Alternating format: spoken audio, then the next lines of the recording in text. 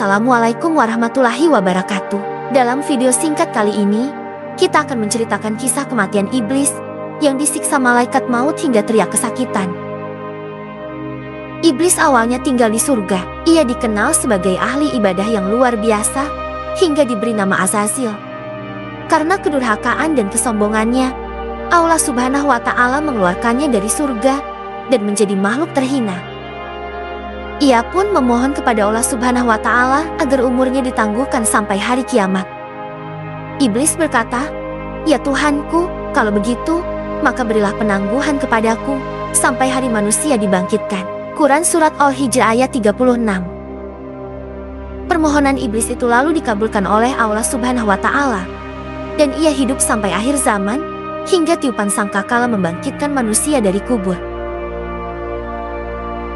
Berikut ini ulasan detik-detik kematian iblis di tangan malaikat maut. Kisah ini dikutip dari kitab Daqaiq al-Ahbar, fi Dzikri al-Jannah wa Ana'ar, karya Imam Abdurrahman As-Suyuti. Diceritakan, detik-detik kematian iblis laknatullah terjadi saat hari kiamat tiba. Dunia saat itu tidak terisi lagi oleh manusia, jin, maupun setan. Yang tersisa dihidupkan oleh Allah Subhanahu wa Ta'ala. Hanya tinggal 12 makhluk, yaitu malaikat Jibril, Israfil, Mikail, Israel, malaikat maut, dan 8 malaikat hamalat al-Arsh.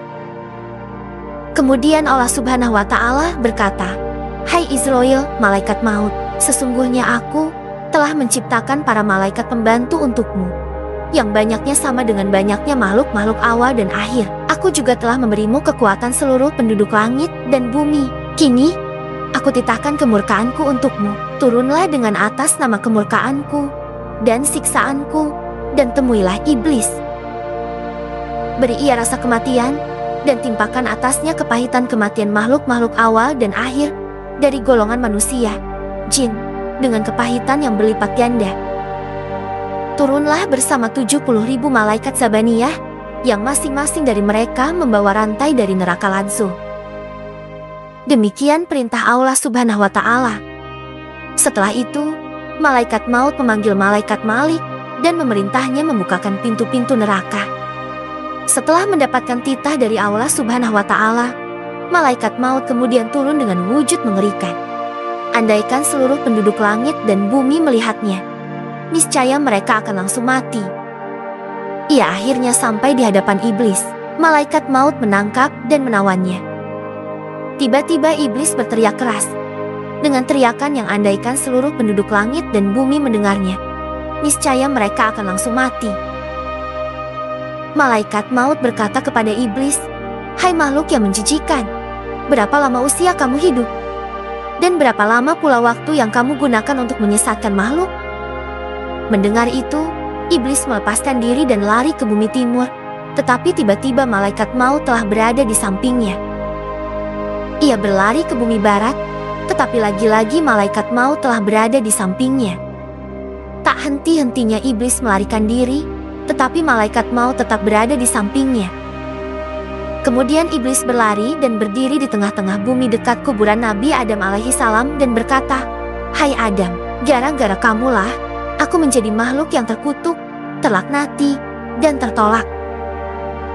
Ketika malaikat maut hendak mencabut nyawa iblis, iblis berkata kepada malaikat maut, "Hai malaikat maut, gelas apa yang akan kamu gunakan untuk meminumiku? Siksaan apa yang akan kamu timpakan atasku saat mencabut ruhku?"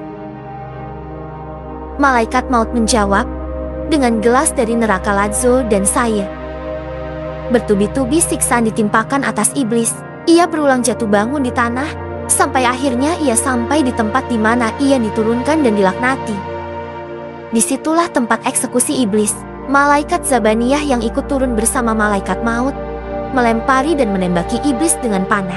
Kemudian mereka memegang dan menawannya. Dengan kondisi tak berdaya dan di bawah pegangan serta tawanan malaikat Zabaniyah, iblis ditembaki panah kembali hingga akhirnya sekarat dan mati. Masya Allah, hanya kepada Allah kita semua kembali. Setelah iblis mati, tinggallah malaikat maut, Jibril, Mikail, Israfil, dan hamalat al-Arsh. Kemudian, Allah Subhanahu wa Ta'ala memerintahkan malaikat maut untuk mencabut nyawa para malaikat mulia itu. Setelah itu, Allah Subhanahu wa Ta'ala berkata kepadanya, "Hai malaikat maut, apakah kamu belum mendengar firman-Ku? Segala makhluk yang bernyawa pasti akan merasakan kematian. Kamu adalah salah satu makhluk dari sekian makhluk-makhlukku. Kini, matilah kamu." Akhirnya malaikat maut mencabut nyawanya sendiri. Hanya Allah lah yang kekal abadi selamanya. Semoga kisah ini menambah keimanan kita kepada hari akhir dan menyiapkan bekal sebelum datangnya kematian. Wallahu alam.